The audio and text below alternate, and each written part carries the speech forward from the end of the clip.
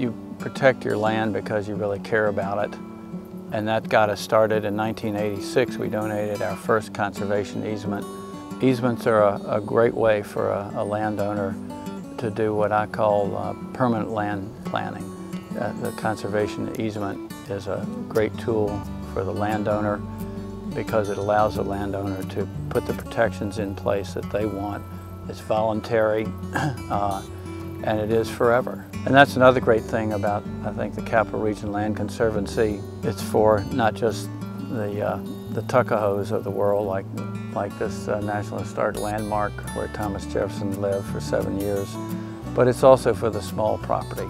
We have advisors that can sit down with the landowner and talk about the pros and cons, and we won't turn you away because you don't have 100 acres. About 5 years ago, Gail and I were trying to decide what we wanted to do with this place because it's a slice of heaven to both of us. We heard about a meeting going to be held in Pocahontas State Park, and we met Jane Myers at that meeting, and Jane is from CLRC. We both felt she was so caring about what we wanted to do, and we decided we wanted to preserve this land and how could we do it. And so we met Jane, and she took us through step by step by hand to guide us through it. A lot of people don't understand. This is our land. We can do anything with it we want to except basically put a housing development on it. And we just wanted to make sure the land stayed as everybody, that it could be enjoyed. We can only put 5 houses on this property and it's over 500 acres. But that's plenty. This way, whoever buys the land from our estate or whoever's estate into the future, that will be, they can do whatever they want to as long as they abide by the rules if you can't put a development on the property. And so it's really very important. The conservation easement right next to us, our right border is their left border. So now we have about 5 miles plus along the James River that's in protection, never to be developed. And I just think that's a fantastic legacy for this area. One of the things that makes and really sets James River Park System apart from any other park that you see in an urban area is the work that we've been able to do with the Capital Region Land Conservancy. That work has resulted in over 280 acres of our 600-acre oasis being put into a conservation easement. With the help of the Capital Region Land Conservancy and Friends of James River Park, we actually have to do a monitoring program on all of our conservation easement parcels. This is mandatory in order for us to have a conservation easement and protect the easement.